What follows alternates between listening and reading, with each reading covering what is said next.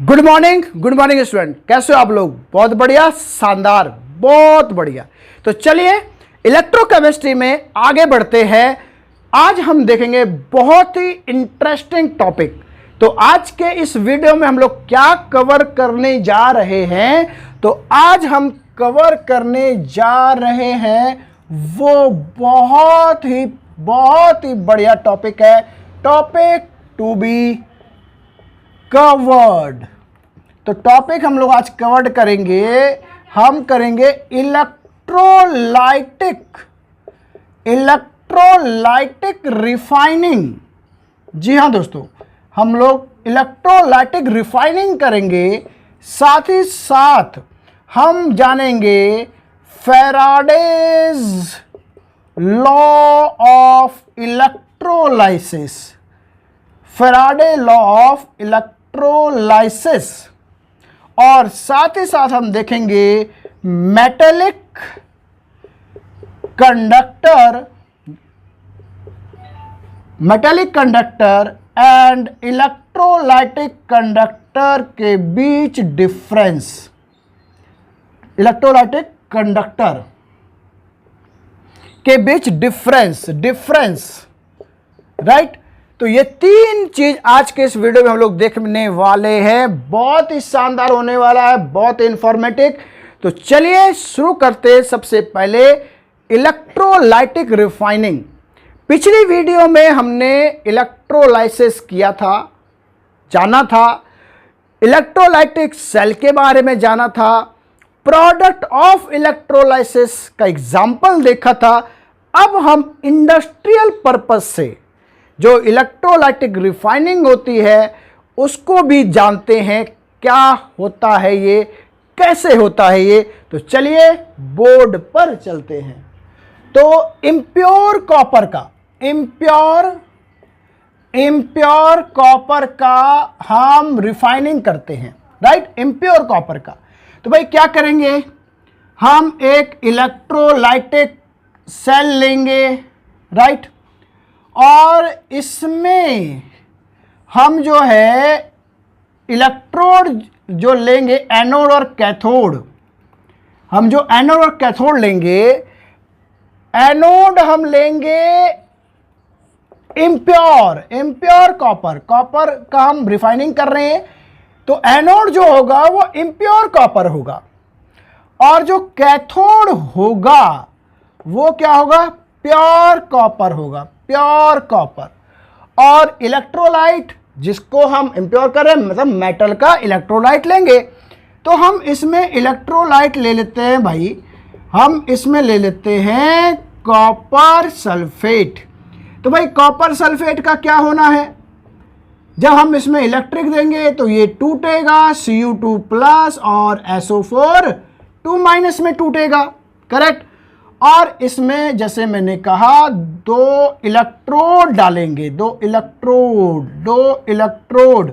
और भाई कॉपर का इलेक्ट्रोड इनर्ट होता है या एक्टिव होता है? एक्टिव होता है। तो यहां पर जो रिएक्शन में पार्टिसिपेट करेगा वो कौन करेगा? इलेक्ट्रोड करेगा, राइट। तो यहां पर हम कॉपर का इलेक्ट्रोड ले लेते हैं, और जैसे मैंने भी कहा कि इस दोनों इलेक्ट्रोड को हम बैटरी से कनेक्ट कर देते हैं, और एक को हम एनोड बोलते हैं, यानी कि ये इम्प्योर कॉपर है, इम्प्योर कॉपर, राइट। और एनोड इलेक्ट्रोलाइटिक सेल में एनोड प्लस या माइनस, तो क्या करना है, panic, positive anode, negative cathode, panic, positive anode क्या है, पॉजिटिव। ये क्या है, कैथोड क्या होगा भाई, कैथोड नेगेटिव होगा सर, क्योंकि हमें पता है पैनिक पता है, पॉजिटिव एनोड, नेगेटिव इस कैथोड, राइट। और कैथोड जो लेना है वो प्योर कॉपर का लेना है, प्योर कॉपर का, राइट। तो और इसको बैटरी से कनेक्ट करना, ये नेगेटिव पोल है, तो भाई नेगेटिव पोल छोटा सा दिखाएंगे, इसको बड़ा दिखाएंगे, और इसको हम कनेक्ट कर देंगे बैटरी से। अब सॉल्यूशन में क्या है, सॉल्यूशन में Cu2 प्लस है और SO4 2- है, राइट। Cu2 प्लस है, SO4 2 माइनस है। तो अब क्या होगा, ये इम्प्योर कॉपर है, इम्प्योर कॉपर, और भैया इसी को हमें प्योर करना है। ये हमारा मकसद है, ये हमारा चैलेंज है, और ये हम करेंगे इलेक्ट्रिक की हेल्प से। अपने आप तो होगा नहीं, तो भाई यहां पर हमें देना पड़ेगा इलेक्ट्रिक, यानी कि बैटरी के द्वारा हमने दे दिया। तो भाई सबसे पहले हम लिखते हैं एट एनोड। एनोड पर क्या होगा सर, एनोड पर तो ऑक्सीडेशन होता है, ऑक्सीडेशन होता है, ऑक्सीडेशन होता है। तो ऑक्सीडेशन किसका होगा भाई, ऑक्सीडेशन मतलब इलेक्ट्रॉन लूज करना, राइट, इलेक्ट्रॉन लूज करना। तो इलेक्ट्रॉन लूज कौन करेगा, इलेक्ट्रॉन लूज कौन करेगा, इलेक्ट्रॉन लूज करेगा ये इम्प्योर कॉपर। इलेक्ट्रॉन कौन लूज करेगा, इम्प्योर कॉपर। और ये क्या करेगा, इम्प्योर कॉपर ये 2 इलेक्ट्रॉन लूज करके चला जाएगा सॉल्यूशन में। सॉल्यूशन में आता रहेगा, आता रहेगा, आता रहेगा, आता रहेगा, सॉल्यूशन में आता रहेगा, राइट। और ये इलेक्ट्रॉन इस पे आते जा रहा है। अब इस पे इलेक्ट्रॉन, यहां नेगेटिव चार्ज दिख रहा है। तो भाई अब कैथोड पर रिएक्शन क्या होगा, कैथोड पर होगा रिडक्शन। रिडक्शन हमें पता है, रिडक्शन होता है कैथोड पर, always reduction, always always always. तो रिडक्शन यानी कि gain of electron, gain of electron. Electron कौन गेन करेगा, जिसको इलेक्ट्रॉन की कमी होगी। कमी किसको है, इस मेटल आयन को, जो कि इम्प्योर कॉपर से आता जा रहा है, आता जा रहा है। तो ये जो इम्प्योर कॉपर से कॉपर आयन आया, इसने इलेक्ट्रॉन को लिया लिया लिया, यानी कि गेन किया, गेन किया, रिड्यूस हुआ, रिडक्शन हुआ, और ये प्योर कॉपर में, प्योर कॉपर में, प्योर कॉपर में डिपॉजिट होता गया, डिपॉजिट होता गया, होता गया, होता गया, राइट। और धीरे धीरे इम्प्योर कॉपर पतली होती जाएगी, पतली, और ये मोटा होता जाएगा, थिक होता जाएगा, थिक होता जाएगा। और यहां पर एनोड इलेक्ट्रोड के नीचे, एनोड इलेक्ट्रोड के नीचे जो वाटर सॉल्युबल नहीं होते, मतलब इनसॉल्युबल, कुछ क्या मिलेगा, मड मिलेगा, मतलब कुछ अशुद्धियां मिलेंगी, है ना, जो इम्प्योर है, जो इम्प्योरिटीज इसके अंदर, उसको बोलते हैं anode mud, anode mud, right. और इस तरीके से हमें क्या होगा, इम्प्योर कॉपर से प्योर कॉपर मिलता जाएगा, मिलता जाएगा, जब तक ये खत्म नहीं हो जाता। और जब प्योर हो जाएगा, हम बैटरी को खोल देंगे, हमारा जो है प्योर कॉपर मिल जाएगा। तो ये इम्प्योरिफिकेशन, ये हमने इम्प्योर कॉपर को प्योर कैसे किया, by using the knowledge of electrolysis. जी हाँ दोस्तों, तो ये इस तरीके से हम रिफाइन कर सकते हैं किसी भी इम्प्योर चीज़ों को। और इसी फिनोमिना का इस्तेमाल करके हम लोग बहुत सारे और भी इंडस्ट्रियल पर्पस के काम करते हैं। जी हाँ, तो अब हम चलते हैं अगले टॉपिक पर। ये मेरे ख्याल से आप समझ गए होंगे, तो इसको आप नोट कर लीजिए। तो अब हम चलते हैं हमारे नेक्स्ट टॉपिक पर, जो कि है फैराडेज लॉ ऑफ इलेक्ट्रोलाइसिस। ठीक है, क्या है इसको देखते हैं। उसको देखने से पहले इसको तो मिटाना पड़ेगा, मिटाते हैं। तो ये है Faraday's first law of electrolysis. Faraday ने इलेक्ट्रोलाइसिस के लिए 2 लॉज दिए।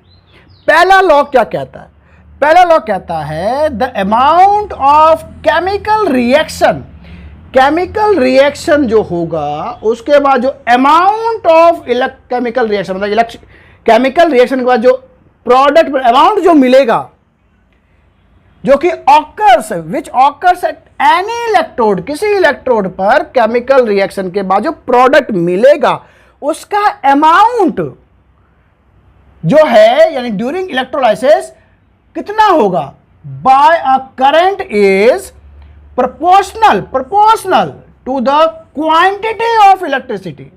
कहने का मतलब जब हम किसी इलेक्ट्रोड पर या इलेक्ट्रोलाइसिस के दौरान जो करंट दे रहे हैं, तो देने के बाद जो प्रोडक्ट मिल रहा है, अमाउंट ऑफ प्रोडक्ट, वो होगा कितना? वो डायरेक्टली प्रोपोर्शनल होगा क्या? अमाउंट ऑफ यानी क्वांटिटी ऑफ इलेक्ट्रिसिटी, जितनी इलेक्ट्रिसिटी हम उसको देंगे through the electrolyte, right, through the electrolyte. Amount को हम W से दिखाते हैं, डायरेक्टली प्रोपोर्शनल टू क्या? क्वांटिटी ऑफ इलेक्ट्रिसिटी, मतलब Q। Q क्या हो गया? Quantity of electricity. और ये क्वांटिटी किस पे डिपेंड करेगी? क्वांटिटी या Q जो है किस पे डिपेंड करेगी? कितने समय तक दे रहे हैं और कितना करंट दे रहे हैं, राइट, इस पे डिपेंड करेगा। यानी ये डिपेंड करेगा, इस Q मतलब हो जाएगा I, कितने देर तक कितना करंट दे रहे हैं, कितने समय तक दे रहे हैं, इस पे डिपेंड करेगा। यानी कि मैं लिख सकता हूं, मैं जानता हूं Q बराबर I into T, amount of electricity. Depend करेगा कि करंट कितना दे रहे हैं, कितने समय तक के लिए दे रहे हैं, वो क्वांटिटी निकल के आएगी। और जब इसको हम हटाएंगे प्रोपोर्शनल को, तो एक कांस्टेंट देना पड़ेगा जो कि होगा Z into I into T. Z क्या हो गया भाई? Electrochemical equivalent. क्या हो गया? Electrochemical equivalent, right. और हम जानते हैं Z बराबर होता है क्या? Z होता है E बराबर फैराडे, है ना, 96500। और ये क्या होता है? Equivalent weight. इक्विवेलेंट वेट निकालना आता है, नहीं आता है तो इसको हम बताएंगे, है ना, आगे, राइट। और इक्विवेलेंट के लिए हमारे पास फॉर्मूला क्या होता है? हमारे पास होता है E बराबर molar mass upon n factor. Equivalent E निकालना हो तो मोलर मास, इसको थोड़ा सा मैं और बढ़िया से लिख देता हूं, right, molar mass upon n factor.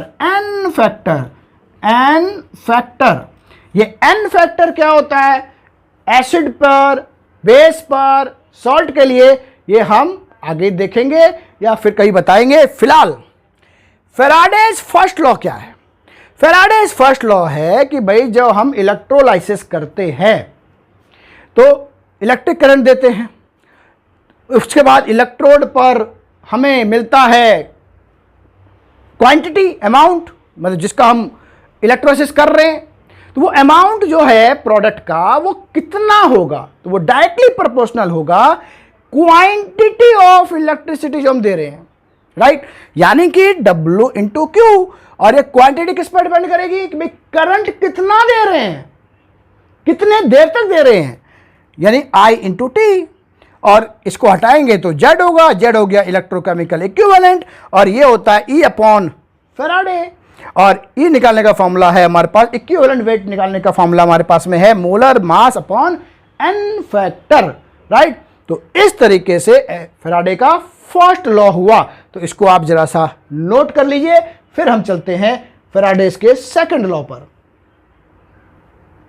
तो चलिए अब देखते हैं फैराडे का सेकंड लॉ क्या है। और सेकंड लॉ में बहुत बच्चे कंफ्यूज होते हैं, राइट।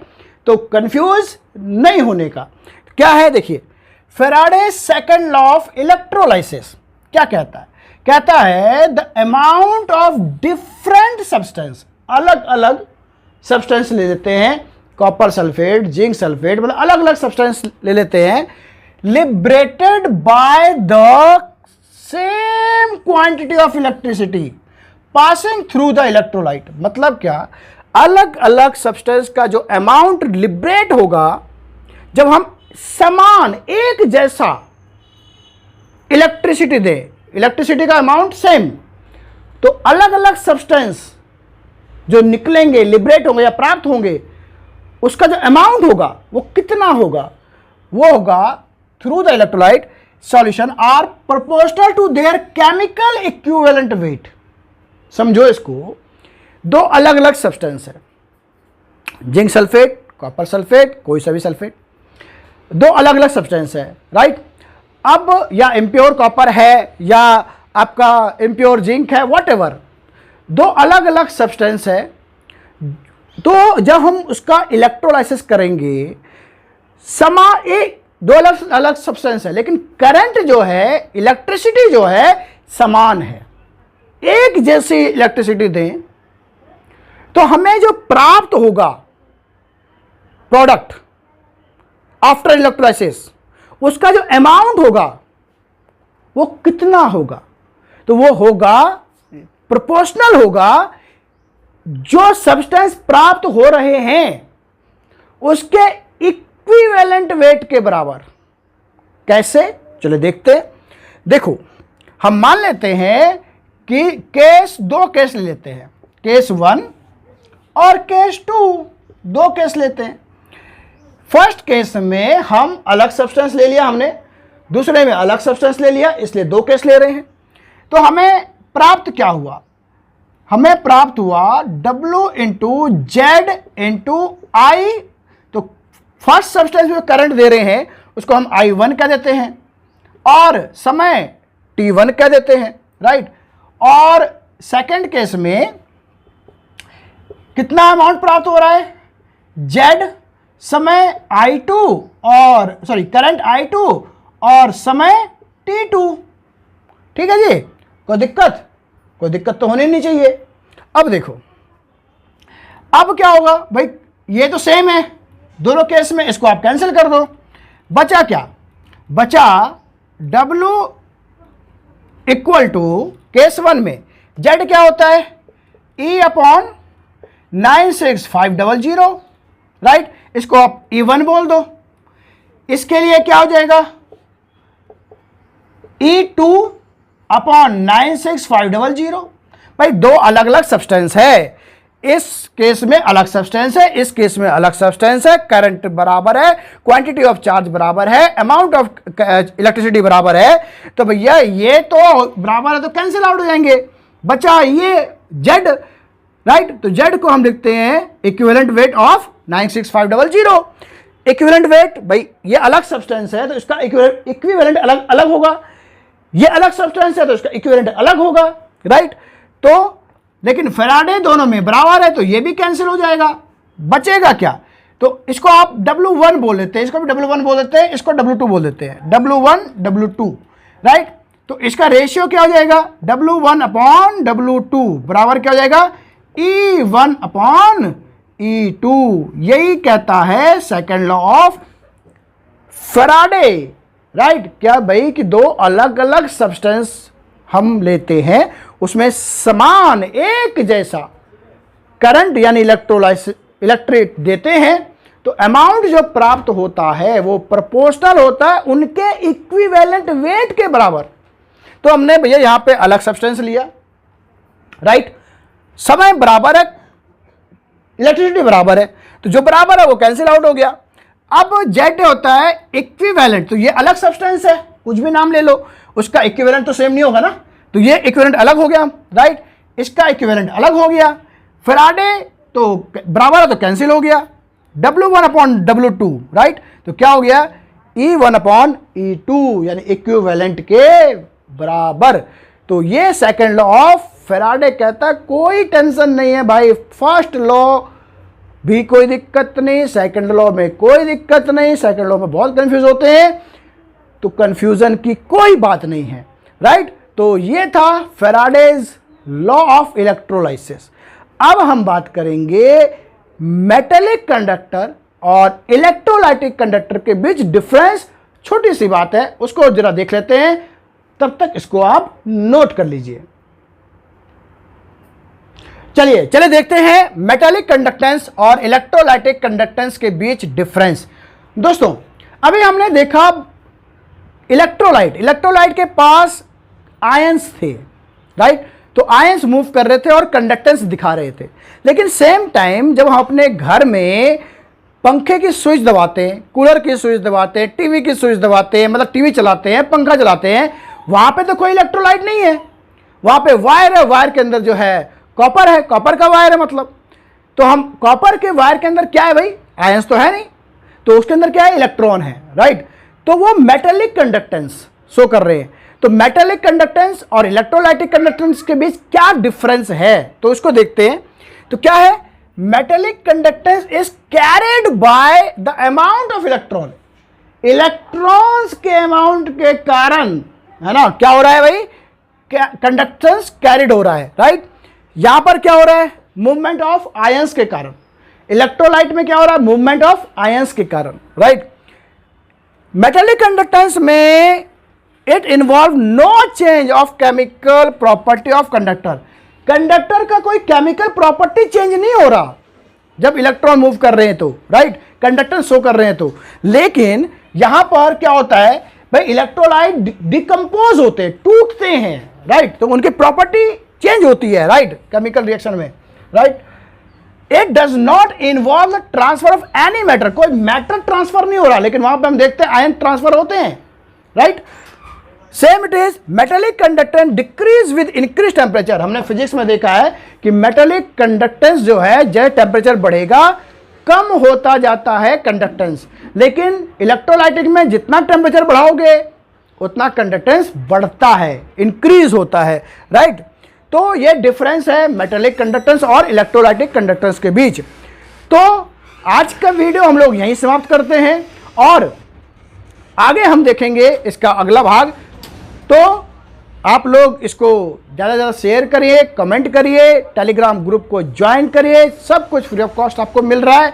तो लेने में दिक्कत क्या है, तो कोई डाउट हो, कोई सवाल हो, आप लोग कमेंट में बोलिए, टेलीग्राम में बोलिए, आपको सब सॉल्यूशन मिलेगा। तो थैंक यू, फिर मिलते हैं अगली वीडियो में, तब तक के लिए गुड बाय।